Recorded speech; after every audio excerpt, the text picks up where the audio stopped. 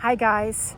I don't want to say the volcano on the Reykjanes Peninsula is heavily overdue, but I think we can say it's due to erupt. So the Icelandic Meteorological Office has released a news release that the amount of magma that is in the magma chamber underneath Svartsengi right now has reached the upper limit, or is reaching the upper limits of 19 to 20 million cubic meters.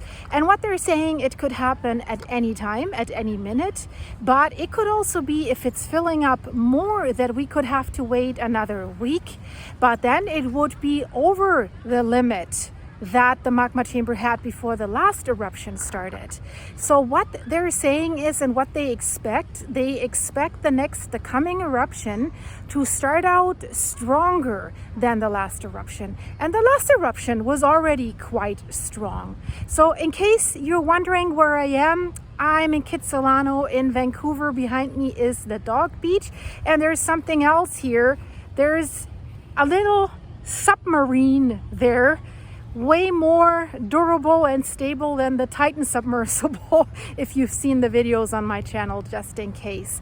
So Grindavik is highly at risk this time because there's so many old fissures that already run through Grindavik. You see the black lines here on that map. That's all old fissures that got longer and wider through all the earthquake swarms since last November. So it could erupt within Grindavik, or if it erupts a little bit north of Grindavik, it could fill up these fissures and the magma could come up through these old fissures. But of course, there's always a chance that new fissures could open up like they did in January. And they wanted to start mid-July. They wanted to start repairs in Grindavik, despite the fact that we knew another eruption is coming. But they wanted to repair pathways and roads and infrastructure, so to keep the town in a good condition. But you know, like I said, it's like Fraggle Rock. You repair all that, and then the next eruption comes, the volcano is saying, well, thanks for doing all these repairs, but I'll destroy it again, right? Regarding the earthquake activity, that has slightly increased as well, but on the whole Reykjanes Peninsula. So not only in the Grindavik-Sutnuka crater series area, there we had like 60 earthquakes within the last 24 hours. That's similar to the 24 hours before that. I have to hold the two doggies with one hand here so that they're not escaping. These are West Highland Terriers. I can't let them run. They're gone. They're hunting everything. I'm worried because there's roads nearby. So whole southern Iceland, or Iceland, there's been earthquakes in the Grindavik system and in other systems as well. You see the map here. So overall, it's quite rumbling, and people were starting to get concerned about that. I mean, it's usually you always have earthquakes there because of the North Atlantic Rift, but this has been a lot in a short period of time. And you see the red dots on this map. These are the ones that are the most recent ones. Now we're checking out that steel submersible, not a carbon fiber hull like the Titan that did implode in the depth of the oceans. So since the experts at the Icelandic Meteorological Office are saying that the magma in the magma chamber is reaching the upper limits and that the eruption will start bigger, imagine one scenario, guys, because they have said that the eruptions are moving closer to Grindavik. So they're moving south, basically in the Hagafell area, or maybe even more south of Hagafell. So if they're expecting a stronger eruption, guys, we have to think about what that really means.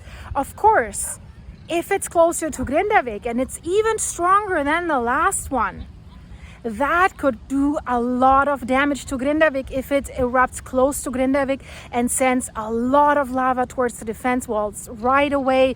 I mean, if it's inside Grindavik, then that's doomsday scenario anyways.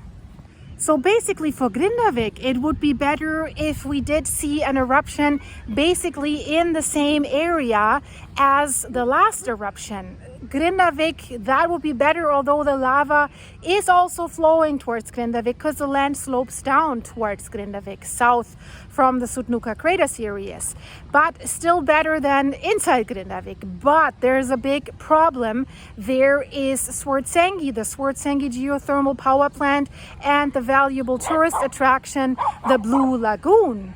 So if the eruption is in the area where we have seen the last eruption, that could threaten the Svartsengi power plant again very, very badly, like it did last time. So they have ordered new equipment to cool down the lava with water, so that this time they have stronger hoses, wider hoses, thicker hoses, and also like pumps that can increase the pressure so that they can pump more water towards the tongue of the lava. But still, they have said last time it'll be very difficult to defend the power plant and the Blue Lagoon in the next eruption. And if it's even more powerful and if it sends more lava at once towards that area, it could be critical. They have been working on making the defense walls higher, so they have done all the preparations they could do, and basically we have to wait and see where the new location will be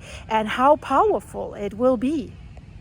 Also, the land rise underneath Svartsengi, where the magma chamber is filling up, continues to slow down. So that means the magma chamber underneath is reaching or has reached the point of maximum capacity. And it has been slowing down for a few days. So that's an indication that we could see something very, very soon, especially since the earthquake activity is increasing. And basically what they are saying is, depending on the location, the warning time could be very, very short again, and maybe we will not see that many earthquakes. We could see earthquakes up to magnitude 3 or higher if the magma has to travel a little bit longer. So the closer it's getting to or inside Grindavik, the higher the earthquakes, because it needs to grind new tunnels and it needs to get there. So hopefully the warning time will be a little bit longer, but we're still, I guess, only in a half an hour range. If it goes into the same area like the last eruption, the tunnels are already paved, so probably the warning time will be super, super short, and the earthquake swarm that comes with it will probably not in the high range and will probably not last that long, because it doesn't need to travel very, very far. So tension is on, guys. We're waiting. It could happen tonight. It could happen at any time. The Met Office basically says, well, they're thinking maybe another week. Some other scientists are saying at any minute without warning. So guys, I will definitely keep you updated about this. Of course, you're on the pulse with me, with Silky. Thanks so much, guys, for supporting my new channel, News with Silky, in case you didn't know it yet.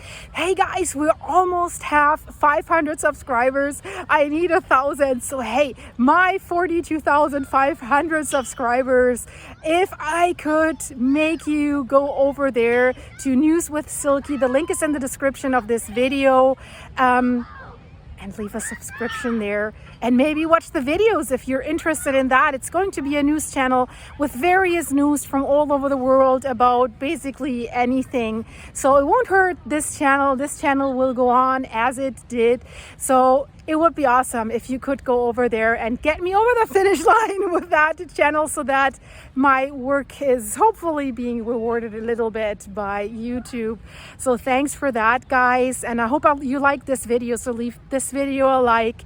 And thanks for your coffees, guys, that keep me going. And sorry, in my last video about the Chilcotin River, all of a sudden I disappeared in the video. So while editing, I must have when I was cutting out some BS that I was talking, I must have, cut the end of it, but I forgot to make a cut at the beginning. So I cut out everything. I was so tired. I had a work appointment at 8:50 the next morning, and I was doing this video till 5:30 a.m. So I guess, shizzy happens sometimes, but I re-uploaded it, so thanks for watching that. I was just wanted to mention that in case you were wondering where I disappeared in the middle of the video. So thank you guys, thanks for your supers, and I hope to see you soon. And someone is throwing frisbee here right now, so the doggies, it's hard if you have to hold two doggies on a leash and then they're running in all directions. But as I said, no chance. If I let them loose, they're gone. Terriers don't really like to listen. They just do what they want to do. So thanks, guys. I see you very, very soon. Bye.